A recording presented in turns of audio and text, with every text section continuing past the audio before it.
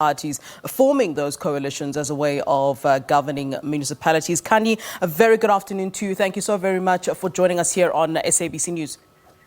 A very good afternoon to you and your viewers. Well, Khanyi, throughout the week, and certainly I was with you overnight as you were having certain discussions about parties. At the time, we were talking results, and now we're talking what you called the issue of coalitions, which is going to be a huge issue going forward. I was just talking to our reporter, Matlako, just now about what's going on in Ekurhuleni. I mean, such an interesting set of events that are about to unfold there. One wonders, how will it play out? Do you see the ANC going to bed with the DA, or do you see the opposition parties, the DA, EFF, Action SA and FF Plus saying, guys, let's come together and kick out the ANC? You know, Flo, what we're going through right now is reminiscent of the era where we used to have a floor crossing window. If you remember, a number of years back in Parliament, we used to have floor crossing where members of different political parties could cross the floor and join other political parties. And where we are right now, post the elections, really is that coalition talks are underway. You asked me a question about whether the DA or the ANC could go into bed together. Now, some of my colleagues in the political analyst space are saying that is the most likely coalition, but I don't think so for a number of reasons. Yeah. Number one, I don't think there's a political party, number one, that wants to go into a coalition with the party that they are trying to unseat, because the DA is the official opposition, and their role as official opposition is to keep the ANC in check, is to keep them on their toes. And if they go into a coalition with them, they have to yield, and to a certain extent, you know, they have to play friendly with their new partners. And if we also look at the dynamics of the DA in itself, they still struggle with race issues and non-racialism, as has been seen in their policies that they released in their policy conference last year. And as the race issues continue to be problematic, I'm not sure how they would then survive with the ANC, which is also one of the reasons why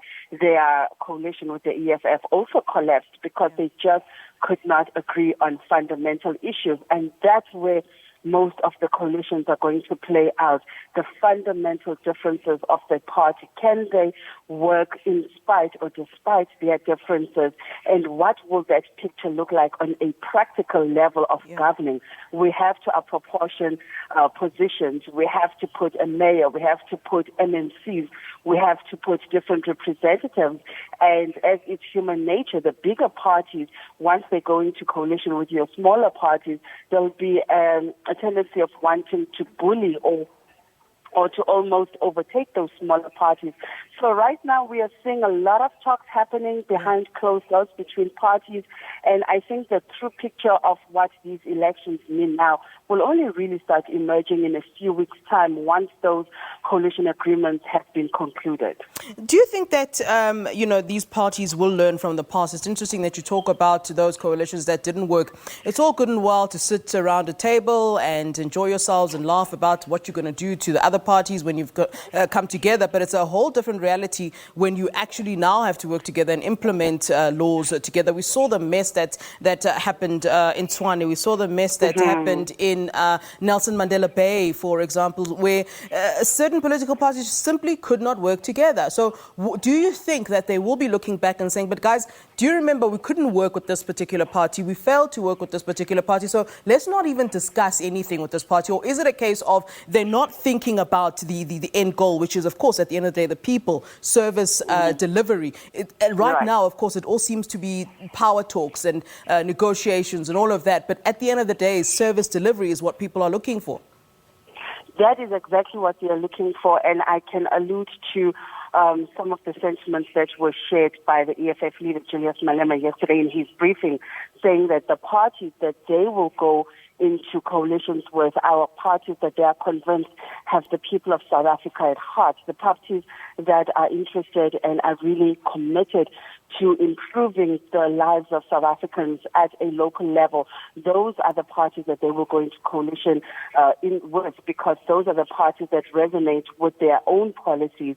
And so it's going to be an issue of how can we work together despite our differences. And Flo, I have to mention that in DA strongholds where they have not reached outright majorities. The DA has said very categorically it will not go into a coalition with the ANC. But I do think that when the numbers start to talk, they will also have to eat humble pie and go into a coalition in smaller municipalities, because remember, when we're talking about national and talking about local, it's very different.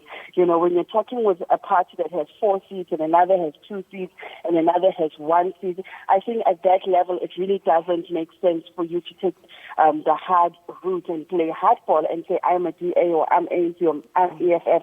There has to be a point where it's no longer about party politics and it's about the people. The people have voted and have said they don't have confidence in the system. So whoever goes into a coalition with whoever in the next coming weeks, what is of importance is to win back the voters. I think if politicians can get that, which I feel like they've lost in the past few years, they focus more on themselves than South Africans, and South Africans have responded by withholding their votes. So can South Africans move into the center of the narrative? Can they move into the center of their agenda? If politicians can do that, and secondly, if we can make those coalition agreements enforceable by law, then we'll start to see some sort of progress.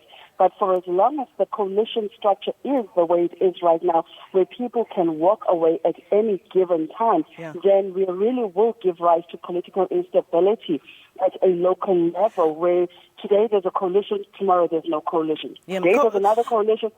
Yeah, can you just to wrap up our conversation, just one last quick question. I mean, in terms of if you look at what's come out of these results, and obviously now as we're talking about coalitions, who do you see as the winner in this conversation when we're talking about coalitions? I mean, I know we've used the word and we throw the word around of the kingmaker, for example. I wonder who you see as being the winner, who could be really the possible big winner out of all of this at the end of the day, if they play their cards right, obviously.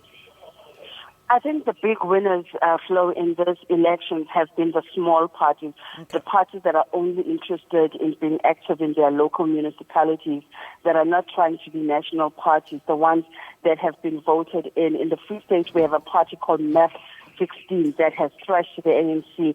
They won 20 seats in a local municipality in a far-end area in the Free State.